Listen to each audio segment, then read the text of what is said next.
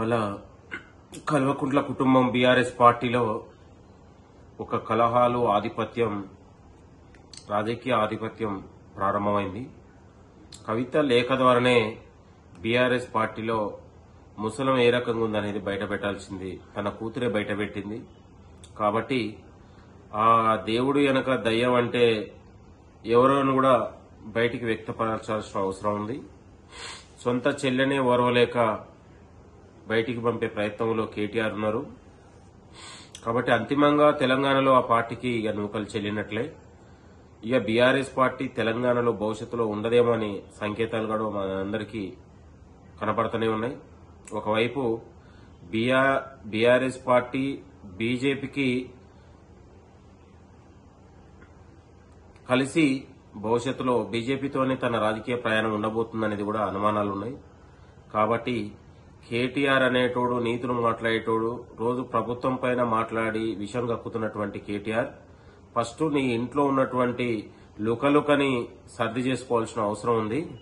ఇవాళ ముఖ్యమంత్రి గారి పైన ప్రభుత్వం పైన మాట్లాడేటప్పుడు నీ కుటుంబం గురించి కూడా మాట్లాడవలసిన అవసరం ఉందని కూడా నేను కేటీఆర్ కి సవాల్ చేస్తా ఉన్నాను.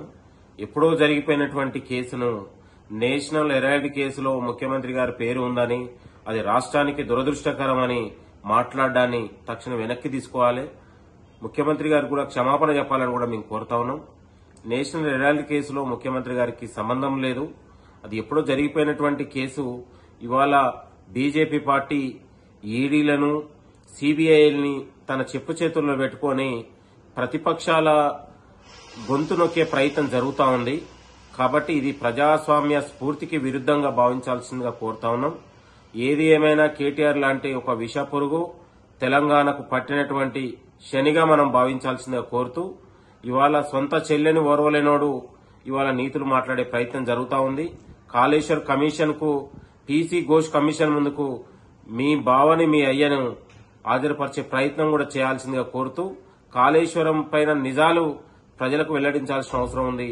మీరు నిర్వాకం వల్ల తెలంగాణ ఆర్థిక వ్యవస్థ ఒకవైపు చెల్లాచెదురయ్యే పరిస్థితి కనపడతా ఉంది. కాబట్టి కేటీఆర్ అహంకారపూరితమైనటువంటి వ్యాఖ్యలు ప్రభుత్వం పైన, ముఖ్యమంత్రి గారి పైన ఈ వ్యాఖ్యలు ఉపసంహరించుకోవాలని కూడా నేను కోరుతా ఉన్నాను.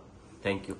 ప్రపంచంలో ఏ మూల ఏ క్షణం ఏం జరుగుతుందో వేగంగా తెలుసుకోవడానికి తొలి వెలుగు వాట్సాప్ ఛానల్ ని ఫాలో చేయండి.